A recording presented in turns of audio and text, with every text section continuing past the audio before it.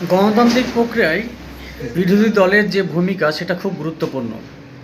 বিশেষ করে সরকার যে গঠনমূলক কাজগুলো করতে চায় বা উন্নয়নমূলক কাজ করতে চাই, সেই কাজগুলো নিয়ে জনগণের বিরুদ্ধে যদি সেই কাজ হয়, তাহলে বিরোধী পক্ষের কাজ হচ্ছে জনগণের স্বার্থে গঠনমূলক আলোচনা করা এবং সেই সমালোচনার মাধ্যমে সরকারকে ভালো কাজে উৎসাহিত করা বা বাধ্য করা।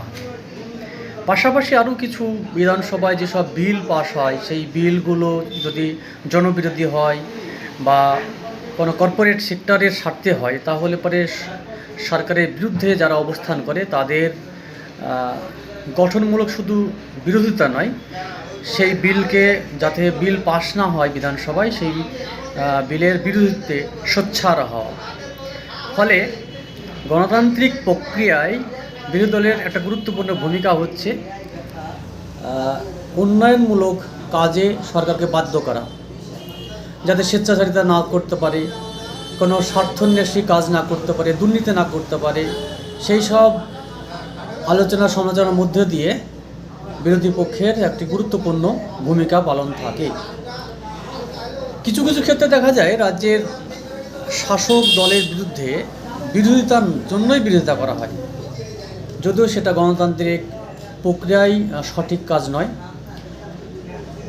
আমরা বিগত যে সরকার ছিল, অর্থাৎ তৃণমূল সরকার ছিল, সেই তৃণমূল সরকারের একমাত্র বিরোধী দল ছিলেন সেটা হচ্ছে বিজেপি। আর একমাত্র একটি আসন ছিল, সেটা আইএসএফ, নওশাদ সিদ্দিকী। তাই একটা ফিগার দেখা যাচ্ছে যে গত বিধানসভায় প্রায় 4,500 প্রশ্ন জমা পড়েছিল। সেই 4,500 প্রশ্ন যদি আমরা 254 জন বিধায়কের মাথা পিছু ভাগ করি, তাহলে দেখা যায় একজন 15 জন বা 16টা করে প্রশ্ন তৈরি করেছে। এর মধ্যে বিরোধীদের মধ্যে যা ভূমিকা, বিশেষ করে নওশাদ সিদ্দিকী, তিনি দাবি করছেন যে একাই তিনি 450-এর বেশি প্রশ্ন করেছেন সরকার কাছে, জানতে চেয়েছেন যে সরকার এইটা কেন করেনি, এইটা কেন করেছেন, এই দুর্নীতি কেন হলো, তার সদুত্তর দেওয়ার জন্য বা জানতে চাওয়ার জন্য, এই আন্দোলন কেন সংগঠিত হয়েছে বা এই কলেজটি কেন হচ্ছে না, বিশ্ববিদ্যালয়ে কেন এটি পাশ হলো, ইত্যাদি বিষয় নিয়ে তিনি প্রায় 450টি প্রশ্ন করেছেন। এখন কথা হলো যে এখন, অর্থাৎ 2026 সালে বিধানসভার পরে যারা বিরোধী আসনে বসেছেন, তাদের সংখ্যা তথ্যের বিচারে কিন্তু তৃণমূল একক সংখ্যাগরিষ্ঠ হিসেবে প্রায় 80 জন বিধায়ক আছে।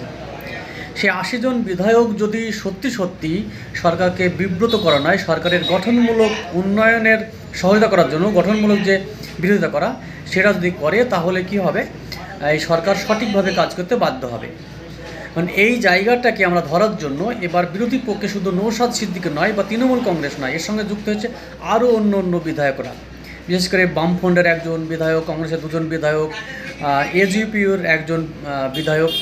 ফলে তাদের এই প্রশ্ন করার যে বিষয়টা, সেটা আরও বেশি গুরুত্ব পাবে।